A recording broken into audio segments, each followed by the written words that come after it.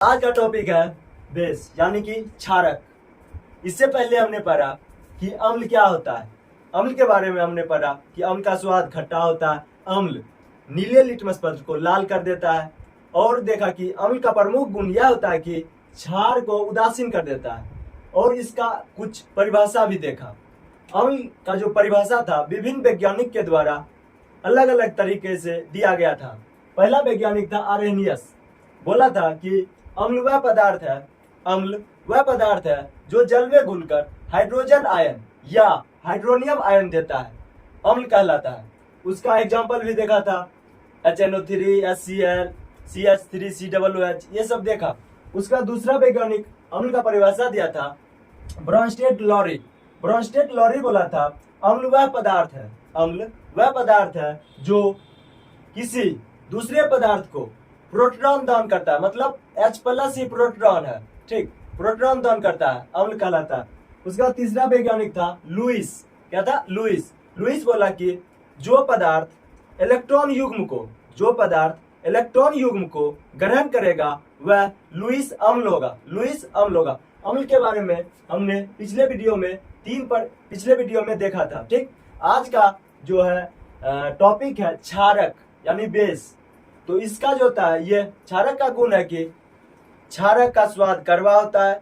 उसके बाद क्षारक जो होता है, क्षारक अम्ल के प्रभाव को उदासीन कर देता है, मतलब अम्ल का जो है प्रभाव को क्या कर देता है? उदासीन। और क्षारक जो है लाल लिटमस पत्र को जो है नीला कर देता है, ठीक।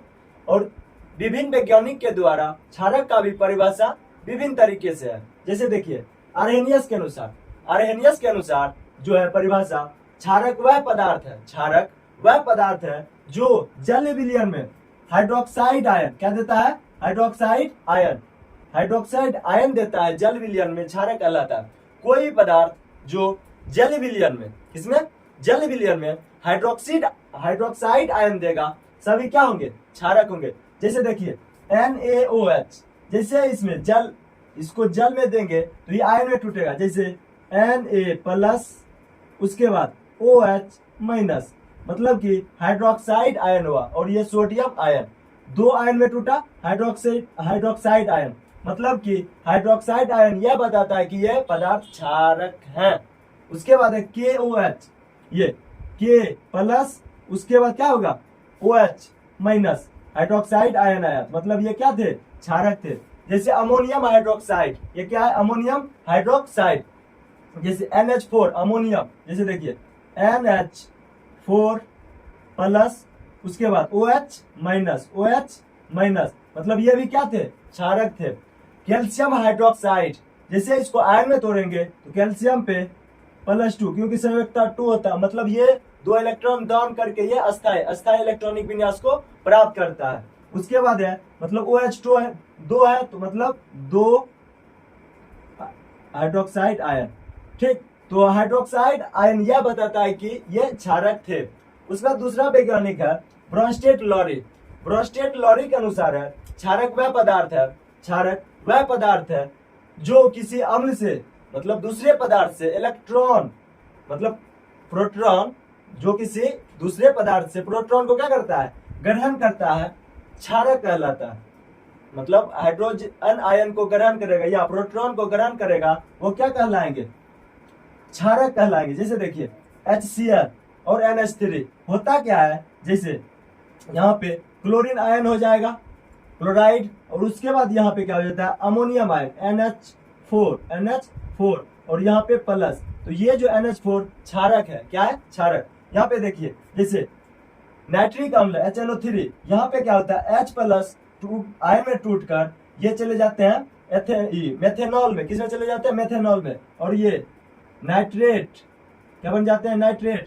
उसके बाद क्या होता है? यहाँ पे CH3OH, H2, और उसके बाद प्लस H2 और प्लस। उसके बाद है CH3COOH। जैसे ही इसको आयन में तोड़ेंगे होगा क्या? बन जाएगा एसीटेट। क्या बन जाएगा? CH3COO-, एसीटेट आयन हो गया। उसके बाद इधर हो जाता है हाइड्रोनियम आयन, क्या हो जाता है? H3O+, hydronium ion. उसके बाद क्या हुआ, HCl अम्ल है, जो H प्लस दान करेगा वो क्या होंगे, अम्ल। ये दान करता है और ये H2O ग्रहण करता है, मतलब ये जो जितना है ये सब क्या है, क्षार है। ब्रोस्टेट लोरी के अनुसार ये क्या है, क्षार। जैसे HCl माइनस आयन में टूटा तो, और ये H प्लस कहाँ चला गया, इसमें, तो हो गया यहाँ पे H3O प्लस, मतलब हाइड्रोनियम आयन। अगला वैज्ञानिक है लुईस। लुईस के अनुसार क्षारक वह पदार्थ है जो इलेक्ट्रॉन युग्म का त्याग करेगा, इलेक्ट्रॉन युग्म का त्याग करेगा। कोई भी पदार्थ जो इलेक्ट्रॉन युग्म देता है सभी लुईस क्षार कहलाते हैं। दूसरा परिभाषा है ऐसे अणु या आयन या मूलक जो रासायनिक अभिक्रिया में इलेक्ट्रॉन योगदान करके उपसहसंयोजिक बंधन इसे 3 प्रकार का होता है। एक होता है आयनिक बंधन, दूसरा होता है सहसंयोजी बंधन, तीसरा होता है उपसहसंयोजी बंधन। तो इसमें लुईस के अनुसार लुईस क्षार का जो परिभाषा है, कोई भी पदार्थ जो इलेक्ट्रॉन योगदान करके और उपसहसंयोजी बंध बनाता है लुईस क्षार कहलाता है। जैसे यहाँ देखिए NH3 ये अपना लॉन पेयर किसको दिया, BF3 को, और यहाँ पे उपसहसंयोजी बंध बना। इसका एग्जांपल अन्य है क्लोराइड आयन, H2O, ROH, मतलब R क्या है, एल्किल समूह, CH3, C2H5 ये सब है, और OH एल्कोहल, मतलब ये टोटल जो है लुईस क्षार है।